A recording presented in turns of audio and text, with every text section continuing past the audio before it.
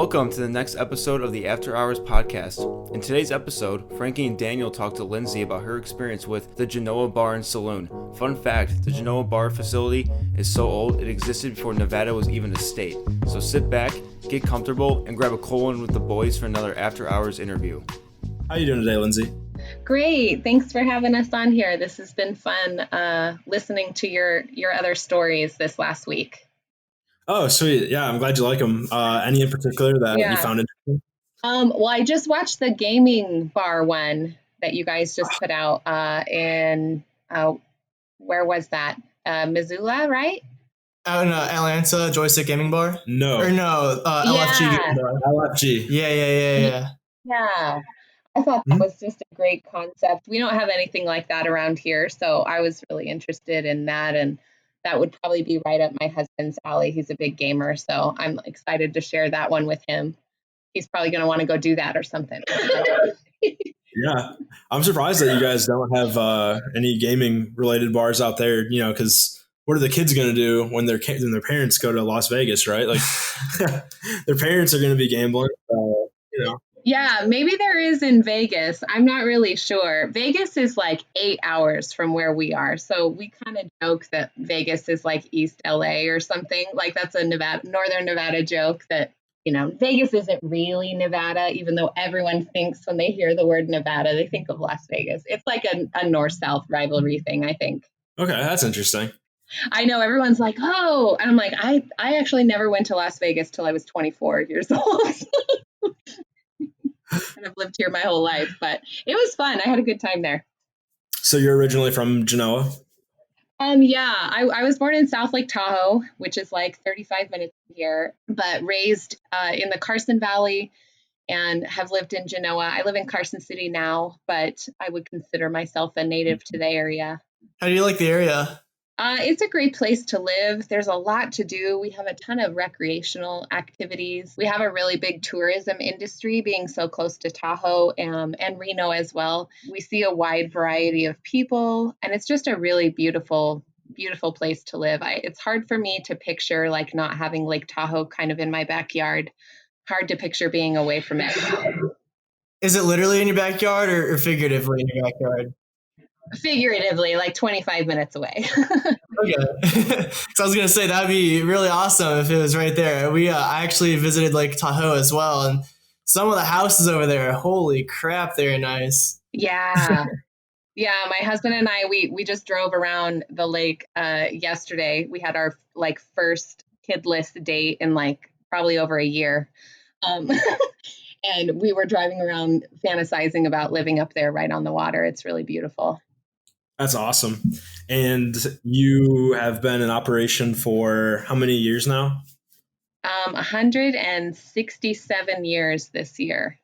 Impressive. Okay. That's going to be a tough one to beat. Yeah. Yeah, we have a pretty rich history. We were here 11 years before Nevada was a state. This was a Utah territory at the time that the bar opened. So before the Civil War, pretty fascinating stuff. So there's got to be a lot of history. Do you have any history stories behind your bar? We've been known to have a lot of famous people that have drank here. This was kind of like a political hubbub drinking spot where I'm pretty sure every Nevada state governor, except for the current one and then the one prior, all have enjoyed having cocktails in here at one time or another. Even some U.S. presidents, and the bar's been in some movies too, some John Wayne films.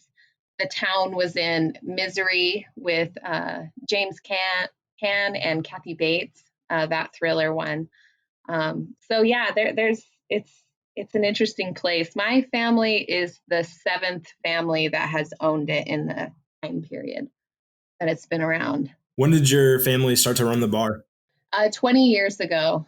20 years this September will be the anniversary for us. Nice. Congratulations. Yeah, thank you. We hope to be able to be open for it. So. And what kind of led to you guys taking over the building? So it's really kind of a funny story, but my dad was a union carpenter for 38 years. and my mom owned a early childhood development center, a preschool. They had never even been in this bar before. They had no, like, nothing happened where they're like, we want to own a bar. What ended up happening was my dad's boss heard that this place was going to be for sale kind of quietly. The current owners, she wanted to sell it before she passed away. She didn't want it to like continue in her family. She just kind of wanted to take care of it before she went. And so it was kind of a quick thing. And so my dad's boss wanted to buy it, but he didn't have enough capital. And he was aware that my parents had either come close to paying off their house or were, in a better financial situation. And so originally it was 3 different couples that purchased this bar 20 years ago that got the capital together to get it. And it was a kind of a quick thing. My parents had like 12 days to decide or something to take out, on the house and buy it. And they did. And I'm very grateful they did, for sure. That's a pretty high intense situation. You have 12 days to make one of the biggest decisions of your life. I know, and they had never even been in here, so they were, like, wow. Talk about an impulse buy. Yeah, and my dad is really quite the history buff, and so I think immediately, learning about the history of this place being the oldest operating bar in Nevada, or at the first and the oldest in operation, and really just kind of intrigued him, and I think that's why he really leaned into it. He'd worked in the casino industry as a carpenter for decades and knew the value of the kind of the tourist dollar that's available in Nevada, and thought that it would be a great investment, and it's worked out well for us. They ended up buying out the other partners within a few years of operation. Yeah, and just from going through you guys' social media, it looks like you're having a really good time with running the bar and everything. Do you have any personal favorite moments that you've had while running the Genoa Bar? Well, a highlight for me is when someone in the community is in need of something, and we're able to get together with a big group of people and put on a fundraiser for people in our community that need help for different things, and seeing that come together and just the community spirit of taking care of your own. That's probably one of my favorite things to witness here. That's really cool. There's a lot of businesses that wouldn't do that, and I don't know if that plays into the Genoa sense of community.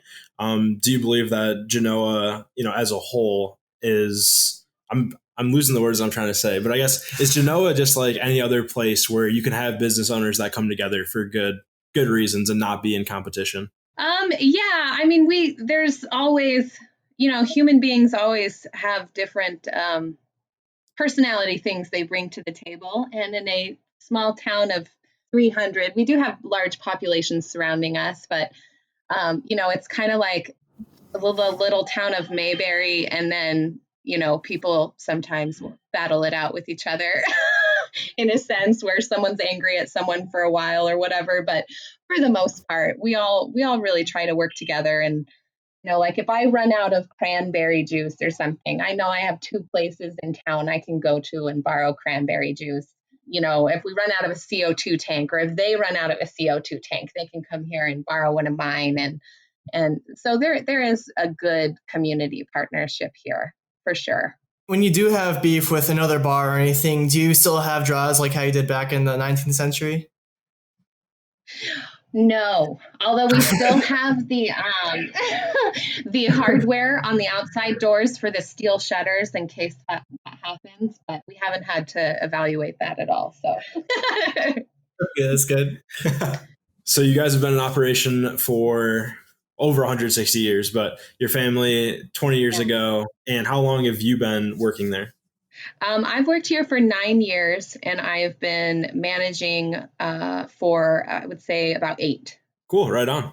Yeah, it's been a fun place to be, and probably one of the biggest teachers of my adult life, for sure, with people and business and all those things. It's a good teacher. You get good life lessons as a bartender, for sure.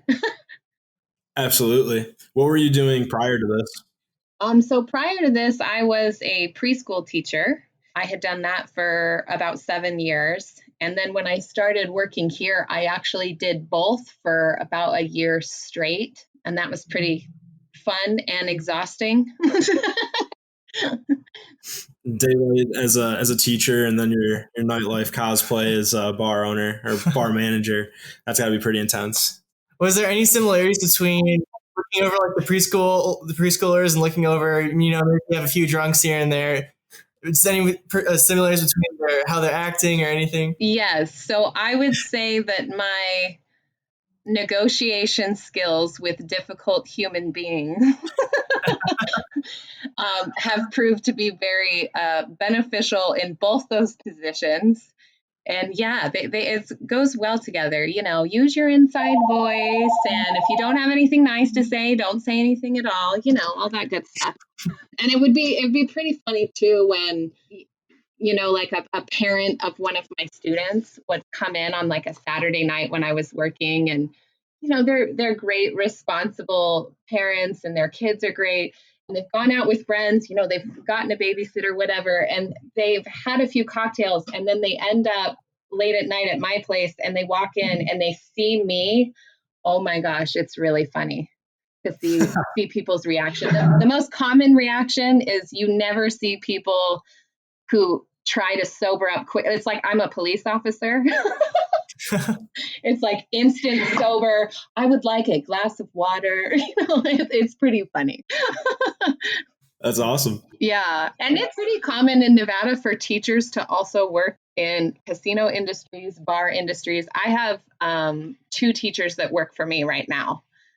It's a common thing. I don't know why, but probably just because of our industry that we have here with tourism. Are they, because I know there can be issues with teachers and then like them working in like other businesses. Is it strict?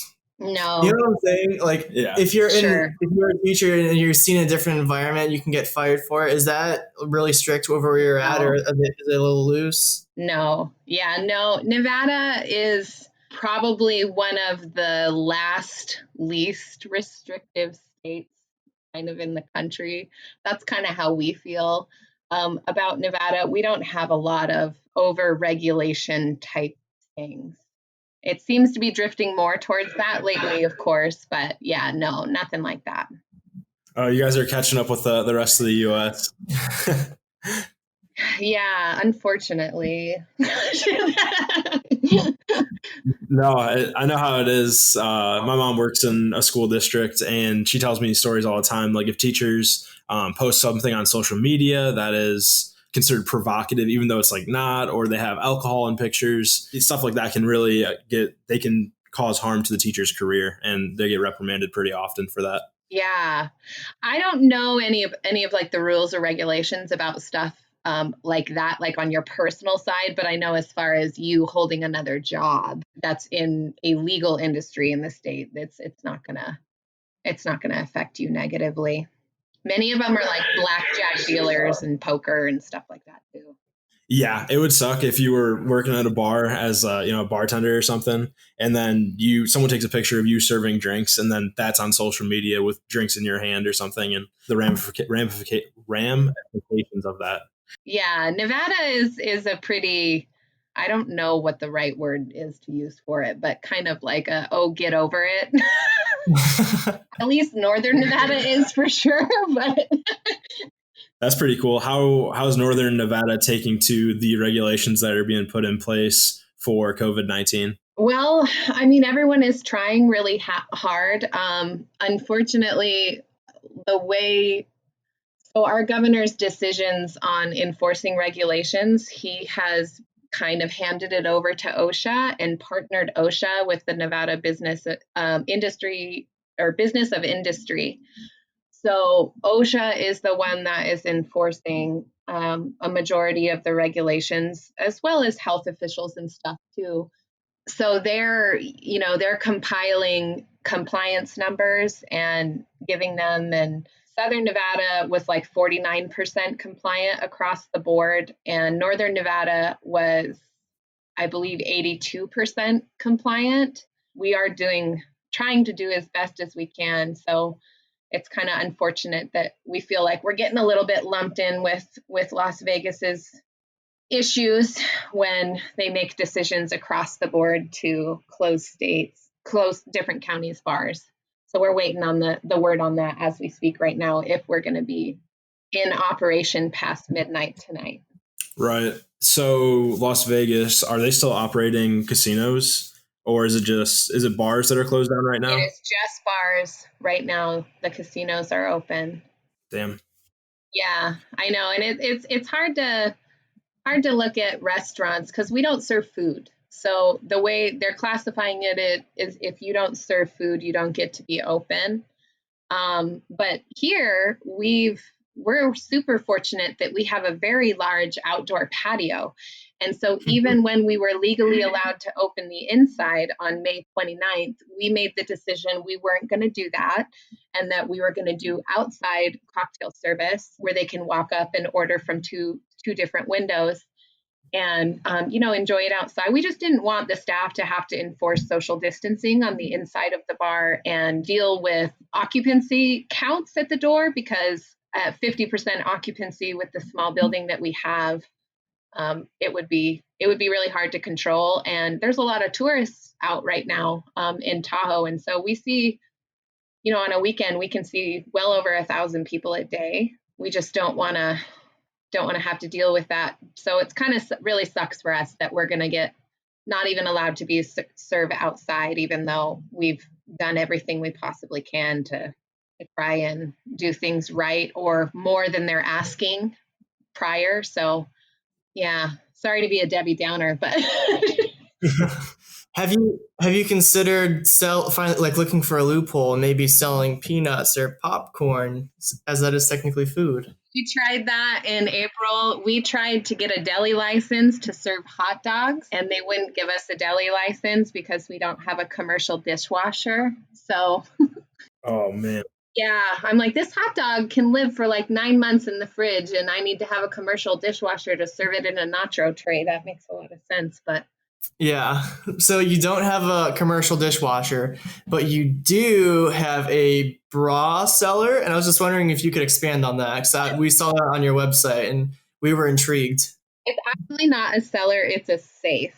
Yes, a safe. Yeah, so the story with all the bras in the safe, it's a really cool safe from Cincinnati, Ohio. It's like 100 years old. In the late 1970s, there used to be bras hanging from all the chandeliers and the ceiling and everywhere. And Raquel Welch came in. I don't know if you guys know who she is. I unfortunately do not know who that is. Okay. She was kind of an iconic movie star a long time ago. I think she's 78 years old now. She looks damn good for her age, so you'll have to Google her. But she was in a film called 10,000 BC. So she was wearing like a leopard print outfit, and dinosaurs were chasing her. You might have seen the black and white stills somewhere from it. It's a funny film. But anyway, she came in and they asked her if she would donate her bra. And she said, well, I'll only give you my bra if you take all the other bras down. I personally think she was just trying to get out of an awkward situation, because she's a really nice lady. And they did it. So then she had to give her bra. So all those bras were taken down and put into the safe. And then her bra is hanging, I believe, on the antlers of a deer by the jukebox. Yeah. That is legendary. It's pretty funny. And it's been hanging up there for a long time. And this place is known for being really, really dusty. Like, we have a rule, you clean from the shoulders down. And so there's dust and cobwebs and stuff. And it used to be leopard print, but it looks to be pretty prehistoric now. So you mentioned that it's pretty old and dust accumulates pretty fast. What kind of renovations or restorations have taken place at Genoa Bar over the years? Yeah, so we've done quite a lot. It seems like every year we try and do some things. The latest that we did was during the first shutdown, we were able to replace our flooring. We actually just went over the top of the existing flooring. We had some issues with some floor joists underneath and support. We have a pool table that sits on top of a cellar that's like 11 feet deep. So we got to make sure that everything is good. So we ended up doing some repair work on support stuff underneath, and then went over the top and put in some nice blue hickory over the existing floor. And there were some pieces that were original floor pieces. So we, it was like not an easy decision of do we change the flooring, but it was pretty necessary to be done. It's weird to bartend behind the bar. I'm still waiting to do that because we haven't bartended behind the existing bar since March, but I'm excited to walk on a level floor while I'm working. That seems like a super plus side for me. That's what everybody wants. Just a nice floor to stand on sometimes. I'm cracking up now because we're serving out of these service windows in like the front door. And so the places where we're standing is very unlevel. And I'm like, man, we finally get our level floor to stand on. We don't get to stand on it yet. That's funny. So you mentioned that your location is pretty influential with your business and some like movie stars that come in and stuff like that. What else is near you guys? I know you guys have Lake Tahoe, obviously next to California. Anything else? Virginia City. Have you ever heard of that place? I'm not familiar with it. No. Okay, so that's like 40 minutes from us. And you should Google that too and look it up because it's really cool. It's basically a fully operational mining town that has like the original boardwalk planks that you walk down with all of the shops and the different things there. So that place is close by and is a really big tourist attraction too. Their biggest claim to fame is, I believe they have the largest silver vein in the world. It's none bigger has ever been found even to this day. So that place is old, and I believe that place was like 10 years or so after Genoa was established in 1851. Was that place? I could be wrong. It might be like 8 years or something, but yeah. So that place is really old too. They have some old bars there too. It's just a cool old Western mining town to check out.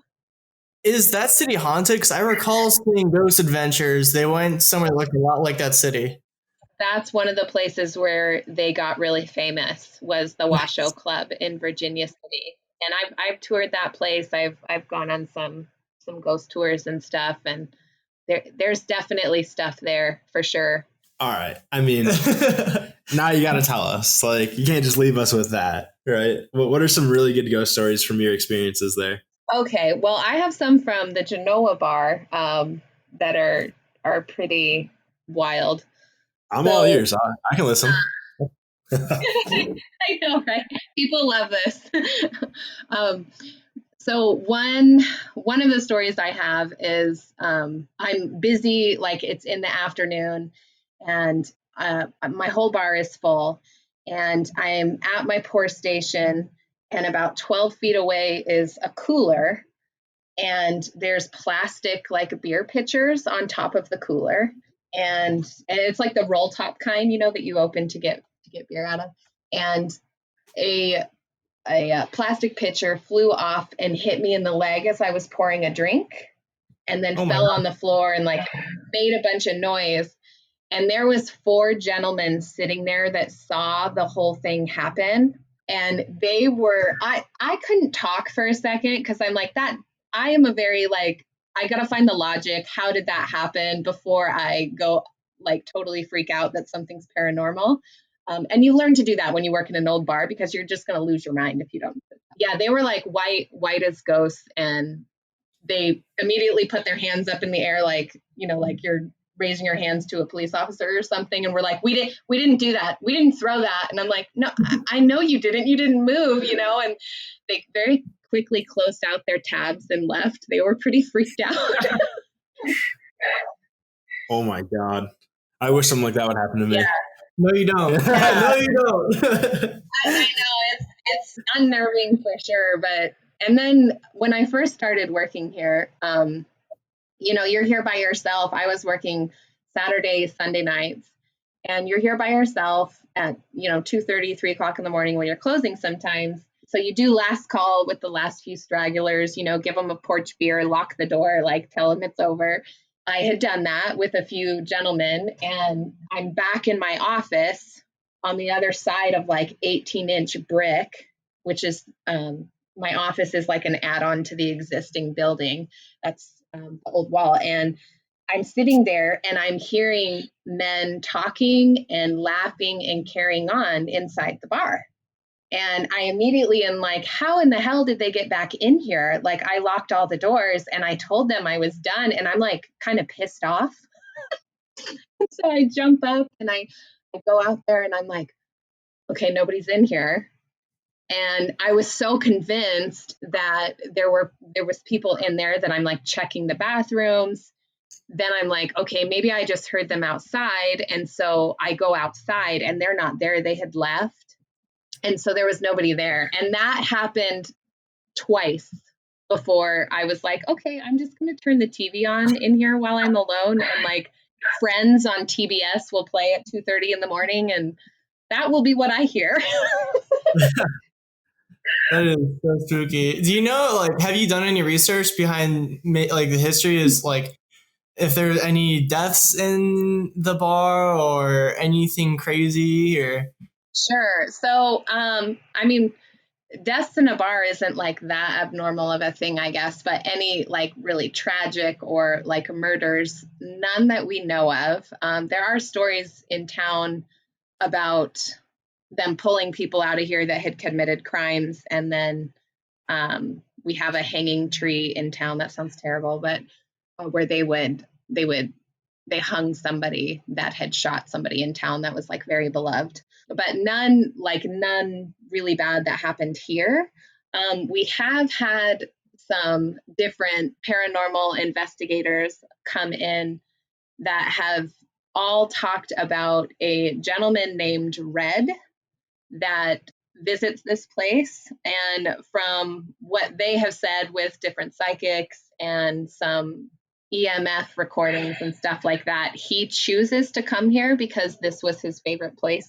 And so he'll come and visit this place, but not that he actually like died here or is trapped here or something like that. So that's like a nice ghost story, right? Yeah, that's good to know that people still come to the bar even when they're dead. Yeah, I know. I'm like, they're just like caretakers, hanging out, making sure everything's okay.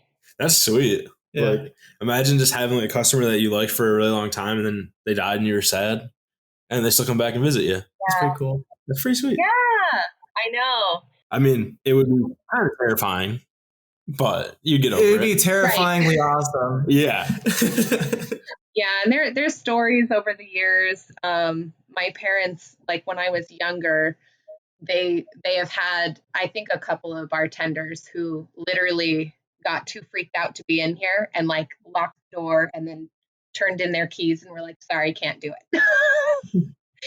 Holy smoke. I've never experienced that managing here. I don't think there's anything malicious about whatever it is. I kind of buy into the theory too about like the imprinting that can happen on an old place where it's like for instance, the laughter I heard, that's not an actual spirit. It's like some kind of replay or something. I don't know. I like that. And yeah. Well, I guess we can move away from ghosts now, unfortunately. So Genoa Bar, you guys have a lot of cool drinks. And one of the ones I saw that was most frequent on your social medias was the rum runners. Why is that such a fan favorite? Yeah. So I'm not really sure. So it used to be we bought a rum runner machine for an event that the town does every year called Candy Dance. And it's 100-year event. This last year was the 100th year. And so we would, because it's a big, god-awful machine, and we don't have a place to really put it behind the bar to sell them regularly. So we were known for every year you come to Candy Dance and you get a Genoa Bar rum runner. And it's like tropical juice and white rum with a dark floater of Myers rum on the top. They're really, really good.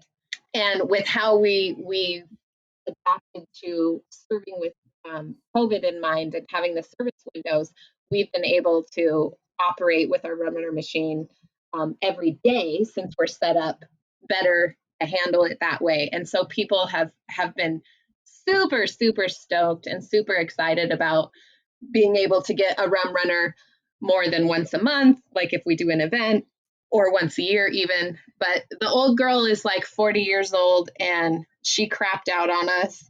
So we had to get a new compressor, and that was like $2,000. We priced out new ones and they were like $11,000. I'm like, what? So, yeah, I know. A Slurpee machine, come on. I don't know why they're that expensive. So we got the new compressor in yesterday. We served for 4 hours, and then the inside part blew up. So people are going to be devastated. I literally have people call on the phone and ask if the runner machine is working, like before they drive an hour here to come and get one. It's pretty funny. Oh, wow. It must be pretty dang good then. They're really good. There's only one other place that has a similar recipe. I think ours is better. They're in Lake Tahoe. Theirs is a 12 ounce. Ours is a 16 ounce. And theirs, I believe, is $12 and ours is $8. So we strike all the boxes with the better rum runner. you listen that he tells you not to worry about. Yeah. Yeah. So you guys mentioned that you have events in the summer, and you also have what was the event? My bad. That was 100 years. The dance. Candy dance. Yeah. Candy dance. And it's called Candy Dance because the town, through volunteers and stuff, makes candy and then they sell it. And originally, the women in town got together and 100 years ago, and they wanted to get gas street lamps in town for when they were walking around at night. And so they all made candy, and they held a dinner dance at the town hall and then made plated dinners that people could buy. And they raised the money to put in the gas street lamps in town. And it's just continued every year after that. And it has grown so large now that it's over 350 vendors. Over the course of 2 days, our little town will see upwards of 100,000 people. It's pretty wild. You wouldn't recognize the town at all. So we joke that that's our to-do list weekend, because whatever major thing we have on the to-do list for the business for the year, we make the money for it that weekend. That's awesome. Yeah. Unfortunately, this year it got canceled. Next year is gonna be a big one. People will be excited. It got canceled this year. When's the date for that usually? It's always the last full weekend of September. Okay. Yeah, and they still have like a dinner dance with a band, and they sell tickets for it. And I believe a majority of our town budget is also derived from that. They make like 5,000 pounds of candy or something like that they sell. They take 8 weeks with volunteers to make all the candy to sell in the 2 days. What's the most popular candy? Probably any of the fudge. The peanut butter cups are my favorite. Those are the best in the freezer. That sounds mad good. How many dentists are in town? I know, right? And so you have the candy dance, and you guys also have summer porch parties, and you guys have Friday night music as well. What kind of music can the audience expect on any given Friday? Yeah, so we're pretty eclectic. Our Friday night music series is October through April, and our Sunday summer porch parties is May through October. So, but the music-wise, it would be rock, blues, old school country, new country. We have some really good funk bands. We have a great 80s band. That's an 80s tribute band, and they totally dress the piece for it, and they have all the lights for it, and they're a favorite for sure. They're a lot of fun. It sounds like fun. I'd like to see that.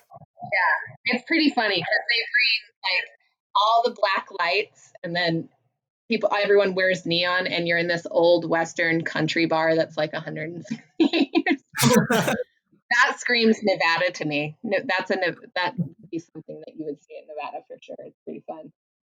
I guess we got to go down. Absolutely. Yeah. And on your menu, we talked about the rum runners. One other thing I saw in there that I was interested in was the peanut butter whiskey. How is that? Have you heard it or have you tried it?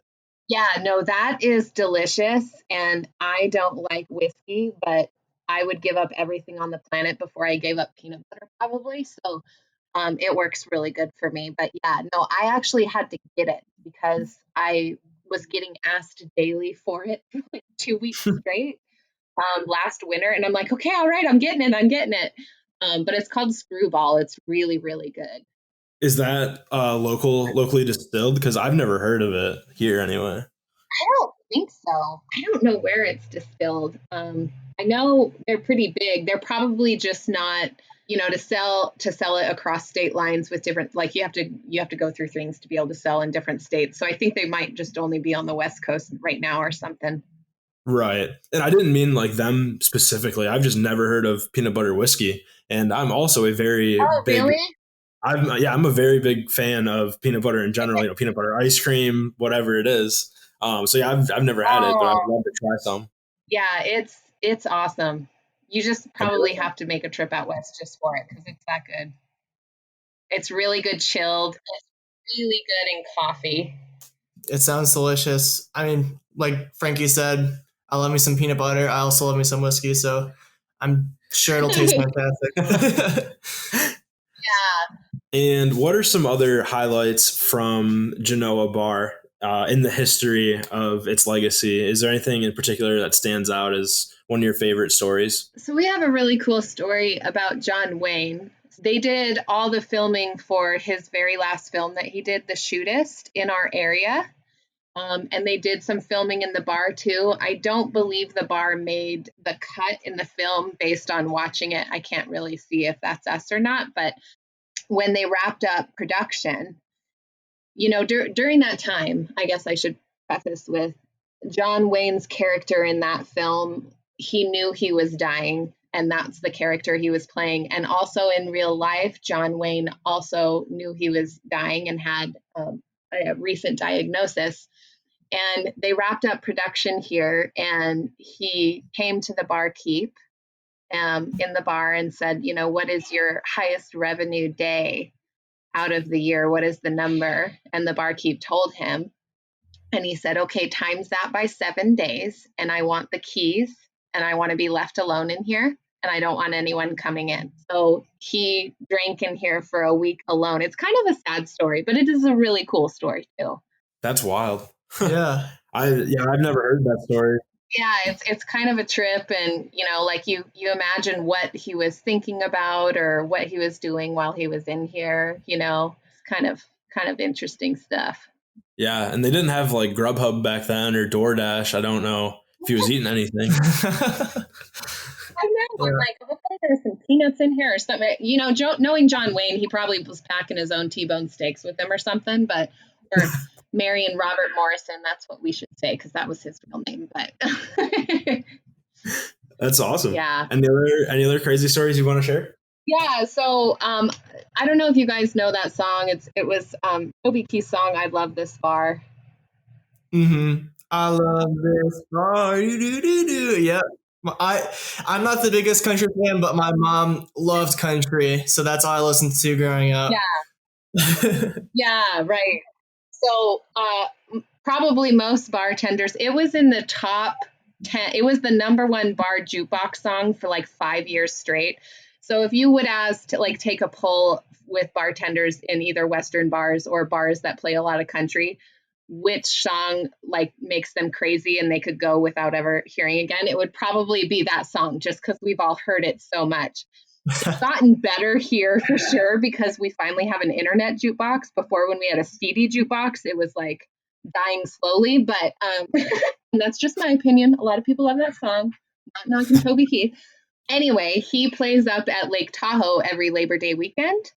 And so some people had told him about our bar, because the truth is that song, if you listen to the lyrics, it is exactly what our bar is about, having all kinds of different kinds of people. We have golfers. We see tons of motorcycles. There's a lot of motorcycle clubs that visit us. So it's very eclectic in the type of crowd that we have.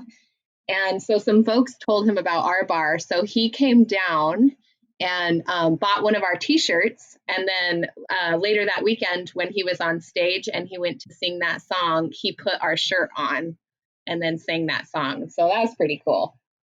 That is really cool. That's That is awesome. Yeah, I know. I'd be geeking out. I'd be like, he's wearing our shirt. That's my bar. Yeah. And he's the guy that sings a song about the bar. I'm kind of like late in the game with social media. And so we just got an Instagram page like less than 6 months ago. I've always done Facebook, but I'm like, okay, I got to like up my game here and visit this. And what really made me do it was I felt terrible, but Helen Mirren came in here and posted about the bar and like all these wonderful things to all her followers about like how if she lived here, this would be her watering hole and like all this great stuff. And it was hashtagging Genoa Bar, like trying to tag us. And I'm like, oh my God, we just out on like a major celebrity coming to our bar and talking about this is not good marketing. So That's pretty wild. How has marketing changed since the era of social media? What was it like before and what is it like now? Yeah, well, I mean, it's definitely exploded our business. I mean, we're already in a tourist industry to begin with, like heavily. So with that as the background, and then having such a unique place that would be an attraction that people would want to come and check out, it kind of naturally works really well for us with people identifying us and sharing us. I think we have 9,000 followers on Facebook, and that's like without effort or really trying. So we feel really blessed. I think it just has to do with, us being a really cool original old place. The bar top is original on the inside. The chandeliers are original. 3 out of 4 of the posts on the front porch are original. The front porch flooring, a majority of it is original. So the whole building is, I mean, it's like we say it's like we work in a museum that also serves drinks and sells t-shirts. That's a good way to look at that. You got some history, you got some drinks. Why not mix the two, What more could you ask for? Yeah. And we get people from all over the world with Lake Tahoe because people from all over the world visit Lake Tahoe. And so I've had as many as like 9 different countries of origin at one time inside that I'm serving. And it kind of blows my mind all the time because I'm like, here I am in this tiny little town. I'm just a small town girl. And then there's people here that are from countries I'm not quite sure where they are on the globe. What is the most influential resource or I guess like history? Where does Genoa Bar get most of its creativity and its like uniqueness from? Would you say it's being that you're very close to Lake Tahoe or that you were formerly, a Mormon territory or anything like that? Probably just being the oldest bar in Nevada. Our name is the Saloon. We're also, our other name that we go by is Nevada's Oldest Thirst Parlor. So probably just that we're Western history that you can come check out.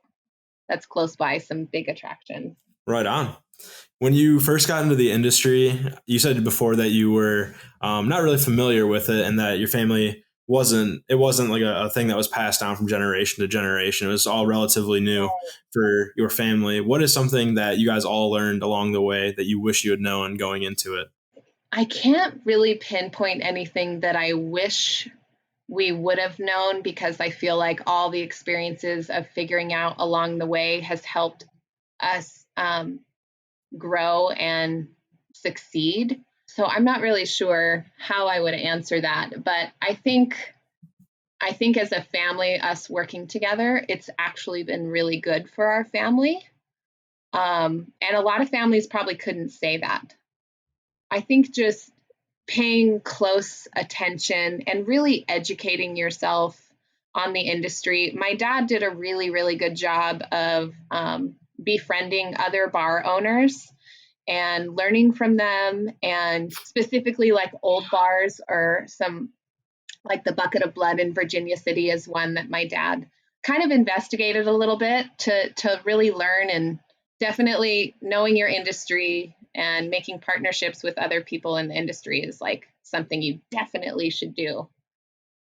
And that's one thing that you can apply to to any industry, is taking advice from people that had experience through that and finding that mentor, or just advice from people who already went through it. Yeah. Yeah. And I can see like a good example of learning within my family is it's kind of funny, but neither of my parents bartend. My dad tried it for like 5 minutes and he said it was like the worst version of hell he's ever experienced. He is the guy who wants to sit on the other side of the bar and tell you stories for like an hour. That's who my dad is. When I ended up working here and learning about bartending, and I was really, really lucky to be taught by some really great women that had been here for many years, that were veterans in the industry. And so I learned so much from them that when we're having family discussions about changes that we were going to make or what we should do, I was able to bring in that perspective as the bartender with what works and what doesn't work, that maybe my parents didn't have a full understanding of because they weren't a bartender. Definitely, if you want to go into the industry and you haven't bartended or you haven't spent a lot of time working in the industry at all or near it, you definitely want to find some really good, really honest bartenders that can help you figure some things out, because having the perspective of working it versus owning it are kind of two different things. Well said. What is one piece of advice that you would give to anyone else looking to join the restaurant or bar industry? Ask for help. I know typically a lot of people that have entrepreneurial spirits tend to take on too much and maybe not delegate as well.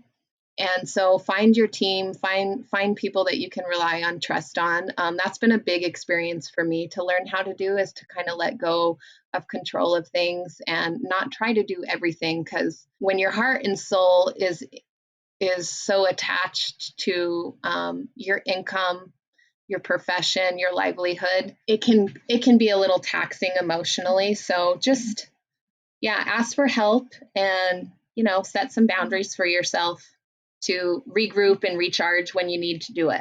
That's pretty common amongst entrepreneurs, I would say, is that they drive themselves, into the ground almost, just, every single day, 24 hours a day, trying to do it all by themselves.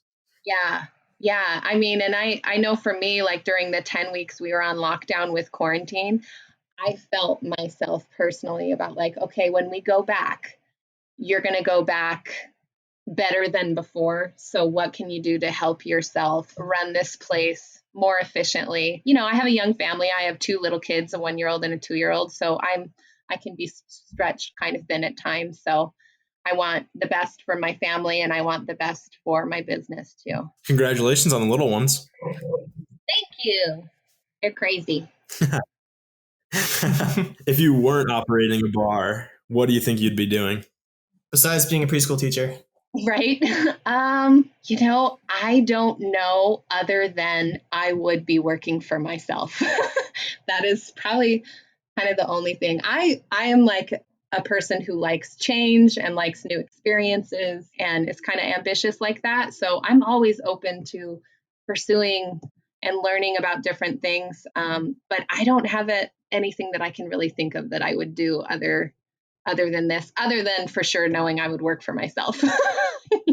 What was your favorite subject in school? Probably history or anything with reading. I'm an avid reader. I wasn't a very studious child for sure. I preferred to talk than listen most of the time. So yeah, I was there for the social hours mostly. Oh, weren't we all? Yeah, right. Going back to if you weren't being a bartender, you said you'd like to do a lot of stuff for yourself and kind of be adventurous. Going off of that, have you been to anywhere cool around the world, or do you plan on going anywhere in the future? I really want to go to Ireland and Iceland. I really want to go there. That place, I don't know, just kind of fascinates me and seems like a fairly safe place in Europe to go, I guess. Maybe right now, but I don't have any exact plans for the future. Yeah, I do enjoy Hawaii. I've been fortunate enough to go to Hawaii more than once. That place is awesome. I have some family friends that live there. That's probably one of my favorite places for sure. Very cool. I have a question about Hawaii. So, how I think it was like bats live in Hawaii, correct? I'm not Is it sure. bats? They don't have rabies Okay, there. never mind. Because I recall hearing that bats live in Hawaii, and which completely confused whoever it was I was listening to, because they said, well, how did the bats get there? And I remember hearing from another source that I think they got there by boat, but I'm not sure. And I was just wondering if you knew the answer to that question. I just Googled it for you, and there is a bat Oh yeah, called Google's the thing. I forgot about that. the Hawaiian hoary bat. Okay. Yeah. All right. Sounds like a good bet. You mentioned Iceland, and that is one of the coolest places that I've seen. I've never been, but it's a place I would like to go. Is there any place in Iceland that you want to go specifically? Because I know pretty much the whole country is gorgeous. You can drive around and just see cool stuff all the time. Not really. I am nowhere like in particular. So my vacation strategy is usually to like be alone, even though I'm such a people person and I like to socialize. I want to retreat and like be in a quiet place. I'm super boring, I guess, but yeah, I would honestly anywhere there. Norway, I would love to go to Norway too. I had a group of Norwegian motorcycle club come last summer. They were a lot of fun, and they landed and then rented Harleys and then were touring the United States for like 3 months. That's so sick. Yeah, it's so rad. So they came here because a famous person in the town of Genoa is somebody called Snowshoe Thompson, and he was a Norwegian who delivered the mail all the way across the Sierras on skis, on Norwegian skis. They call them snowshoe, but it wasn't actually snowshoes, it was skis. And so they heard about that. So they came down and they were a lot of fun. And so they have actually sent me postcards from their favorite bars in Europe that they have visited. So I've got some cool postcards from them that they send, because I think the Genoa Bar was their favorite bar in the United States, or at least in their top 3. They'd have to confirm that with me, but Wow. I mean, that's an honor right there. I know, it's really cool. And my husband has Icelandic and Viking heritage, so we would love to go there and check all that out. Very cool. Yeah. So you have like a short list, I guess, of bars that you can visit in Norway and in Europe. But in your hometown, what is your favorite restaurant? My hometown would be Gardnerville. That's close to Genoa. And I would say that would probably be JT's Basque. It's a Basque family restaurant that's been there for a really long time. And they just have really good steak and ranch style, family style Basque food. You're going to have to clarify for me. I'm not really sure what Basque means. Okay, so it's probably more prevalent in the West, but the Basque people, there's French Basque and Spanish Basque. And the Basque people are known for being sheep herders and things like that. And so a large group had come to the Carson Valley where we live, or Nevada in general, and brought their sheep. So we have a lot of Basque history in Nevada. And a Basque way of dining, I guess, would be you pick your entree, but then you get served like 4 to 6 different things before you ever get your entree. And it's done family style. So like a big pot of soup is put on the table with bread, and then a giant salad is put on the table. And yeah, it's kind of like Western ranch food, I guess you would say, but the Basque style of dining is in the way they cook their food, and then also the experience of how they serve you food. It's really kind of interesting. And they're known for a cocktail called a pecan, and it's a very lethal cocktail, very high octane. I'm not a super fan of them, so I'll disgrace myself as a Nevadan by saying that, I guess. But if you have a couple pecans, you're not really going anywhere, and you're probably going to need a large steak and a lot of bread as well. So, thank you for sharing that. There's a lot to Nevada that I just do not know about. I really need to get out there. Yeah, it's cool. There's a lot of cool history here. And this is like one of the fun off-topic questions that we like to ask our guests. Being that you operate a bar, do you think that there is a hangover recipe? No, I don't think so. I think this sounds probably terrible, but the best hangover recipe is waking up still intoxicated, because then you can deal with the hangover better. But yeah, I don't know of any real remedy or recipe. We're really famous for our Bloody Marys. So a lot of people claim that our Bloody Marys are good for that. So I guess I should put that in there. But me personally, I don't drink too much. And so I can say I don't know of any hangover remedies that have worked for myself. Hey, that's fair. That's fair. Yeah. Have you participated in the Genoa ghost tours? I haven't, but they usually finish at the bar.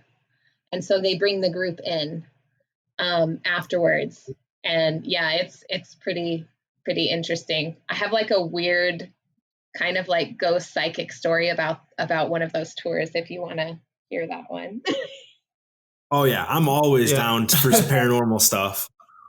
So the big group comes in, right? And it's in the evening. I think it's like a Friday night. There's like 30 of them. And, they're all ordering like hot cocos or something. And we don't have a hot cocoa machine. So here I am like mixing hot cocoa, like your mom in the kitchen with the powder and like the whatever, right? And I have like 30 of them to do. So I'm like going quickly to try and get these people their hot cocoa in my bar.